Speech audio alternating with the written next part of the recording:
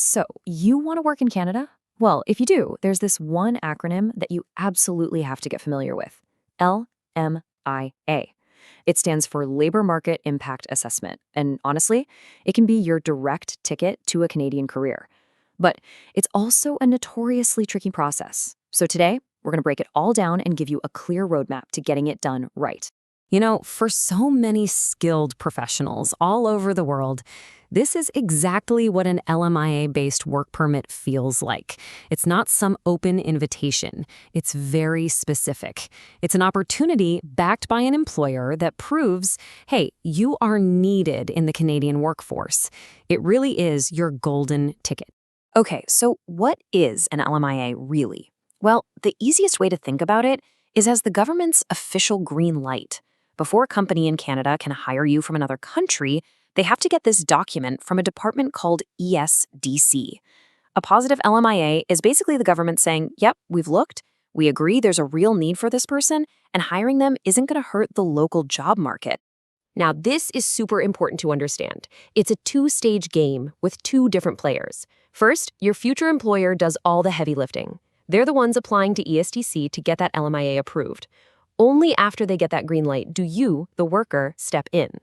You take that approval letter and apply for your actual work permit from the Immigration Department, which is IRCC. See? It's a real partnership. All right, let's get to what is probably the single most important piece of the entire LMIA puzzle: the wage.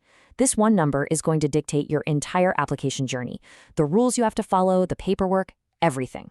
And that one number is the wage. Specifically, it's all about whether the salary your employer is offering is above or below your province's median wage. For example, in a province like British Columbia, that magic number is around $36 an hour. Are you above it or below it? Because the answer changes everything. You can actually find the up-to-date median wage for any province right on the Government of Canada's website. And this really shows you the two main paths you can go down. If you're in that high-wage stream, your employer has to give the government something called a transition plan. It's basically their promise on how they're going to try to train or recruit Canadians for that role in the future. But if you're in the low-wage stream, it's a totally different story. The employer faces these strict caps, limiting the percentage of their staff that can be foreign nationals. Okay, now what's really cool here is how this lays out all the options.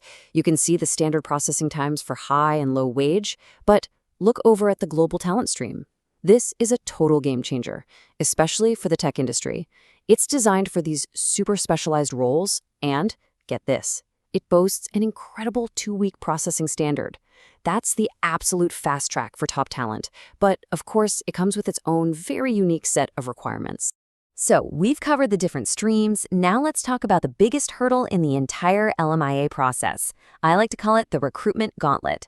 This is where the government puts every single detail under a microscope to make absolutely sure a Canadian couldn't do the job. And believe me, this is where most applications fall apart. Just look at that number. A staggering 80% of rejections are because of mistakes made during the recruitment stage. This isn't just some small detail, it is the make or break part of the application. If you get this wrong, the whole thing is done. The government is sending a very clear message. Prove to us you actually tried to hire a Canadian first. And here's why it's so tough. The rules for advertising the job are incredibly strict. There's no wiggle room. The ad has to run for a minimum of 4 straight weeks. It has to be on the government's official job bank, plus at least 2 other platforms. And it absolutely must include specific details like the salary and the business address. You miss one of those, it's an automatic failure. No exceptions.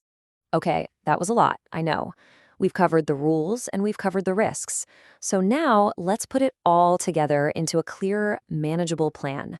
Think of this as your step-by-step map to get through the LMIA process and land that work permit. So, after all that, what's the actual game plan? How do you get this done?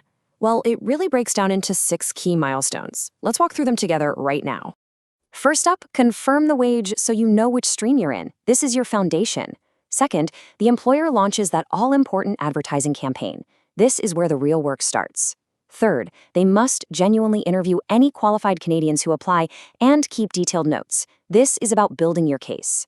Fourth, they submit the full application package to ESDC, the moment of truth. Fifth, the employer has to be ready for a phone interview with an officer. And finally, number 6, with that approval in hand, you, the worker, apply for the permit. You're in the home stretch. We are almost there. And to give you the absolute best chance of success, let's wrap up by looking at the most common tripwires, the things that cause applications to get rejected.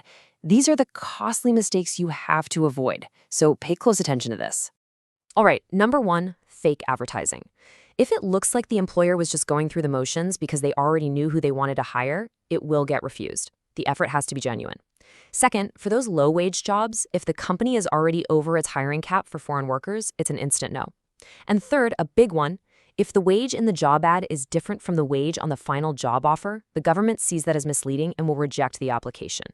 Okay, let's talk about the cost. There is a mandatory $1,000 government processing fee for the LMIA application itself, and it is absolutely critical to know who pays for this. And that amount is zero. That's right. It is illegal for an employer to charge you, the worker, this fee, or to try and get it back from your salary later. All the recruitment costs and that $1,000 government fee are the employer's responsibility. Full stop. This is a huge protection for foreign workers, so please know your rights on this. So, there you have it. The LMIA is without a doubt a demanding, high-stakes process. It is filled with compliance rules and it requires careful planning and pretty much perfect execution.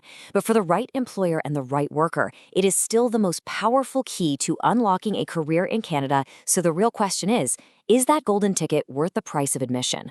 For a lot of people, the answer is a huge yes. But it's a journey that takes preparation, a lot of patience, and a really good understanding of the rules of the game.